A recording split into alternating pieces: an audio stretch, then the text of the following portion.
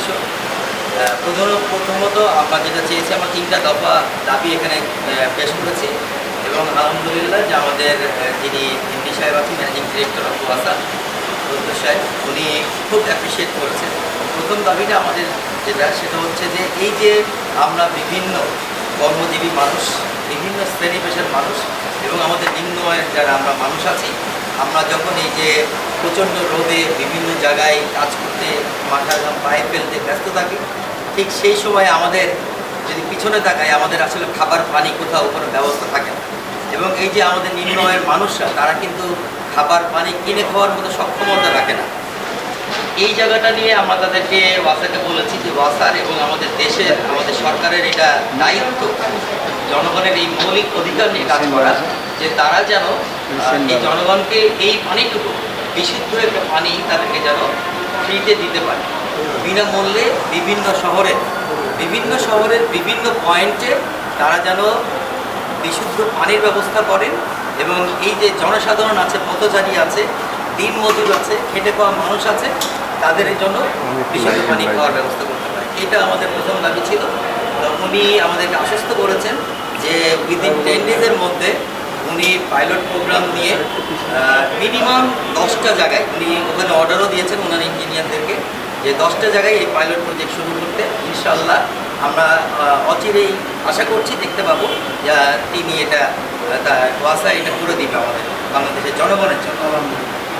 দ্বিতীয় আমাদের যে দাবি ছিল, আপনারা সবাই জানেন বা অনেকে হয়তো জানেও না, যে বিগত ওয়াসা কি দুর্নীতিতে জড়িত ছিল এবং এই যে এমডি সাহেব ছিলেন তাসকিন, আগেকার যে এমডি ছিলেন, 13 বছর যার রাম রাজত্ব চলেছে, সেই তাসকিন কিন্তু ওয়াসার খরচে, আমাদের সরকারের খরচে ড্রিঙ্ক অয়েল বলে তার একটা আত্মীয়ের কোম্পানিকে এখানে কিছু কাজ দিয়ে যায়।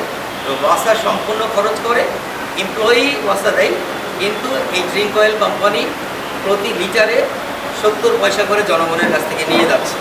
এটা যেন অচিরেই বন্ধ হয় এবং যদি এই অপারেশন চালাইতেই হয়, সেই অপারেশনটা যেন আমাদের ওয়াসা, আমাদের সরকার সরাসরি চালায়, সেই লাভটা যেন আমাদের সরকারের খাতে ঢোকে এবং তার মাধ্যমে আবার জনগণের কাছে পৌঁছে যায়, সেটার জন্য আমরা দাবি করেছি। এবং 3 নম্বর হচ্ছে আমাদের এই যে বাংলাদেশ এবং বাংলাদেশ সহ ঢাকা শহর, অন্যান্য শহর, গ্রামগঞ্জে বিভিন্ন জায়গায় যে ওয়াসার যে কার্যক্রম রয়েছে, এখানে আমরা যে পেমেন্টটা ওয়াসাকে করছি, এটা আসলে শুধু হাঁড়ি পাতিল ধোয়ার জন্য না, এই পানিটা বাথরুমে ইউজ করার জন্য না, এই পানিটা কিন্তু পান করার উদ্দেশ্যেও আমরা সেই পেমেন্টটা করছি। কিন্তু দুঃখজনক হলেও সত্য যে আমাদের এই পানিটা অনেক জায়গায় হয়তো লিকেজ হয়ে যায়, পাইপের মধ্যে লিকেজ হয়ে যায়, যার কারণে ময়লা পানি ঢুকে যায়, কেঁচো ঢুকে যায়, বিভিন্ন রকম জীবাণু চলে যায়, যার ফলে আমরা কেউই এই পানি পান করতে পারি না। এবং এই পানিকে বিশুদ্ধ করতে গিয়ে আমাদের কিন্তু অতিরিক্ত হারে গ্যাস খরচ হচ্ছে, আমাদের কিন্তু জ্বালানি খরচ হচ্ছে এবং আমাদেরকে কিন্তু বিদেশি বিভিন্ন রকম কোম্পানি দ্বারা প্রলুব্ধ করে তাদের এই যে মিনারেল ওয়াটারের বিভিন্ন বোতল, তাদের হলো মিনারেল সিস্টেমগুলো আমাদেরকে কিনতে হচ্ছে। আমরা অনুরোধ করেছি এবং দাবি জানিয়েছি তাদেরকে যে তারা যেন অচিরেই আমাদের কাছে পানীয় যোগ্য বিশুদ্ধ পানি প্রত্যেকটা বাসায় বাড়িতে পৌঁছে দিতে পারে, সেই ব্যবস্থা যেন তারা গ্রহণ করে।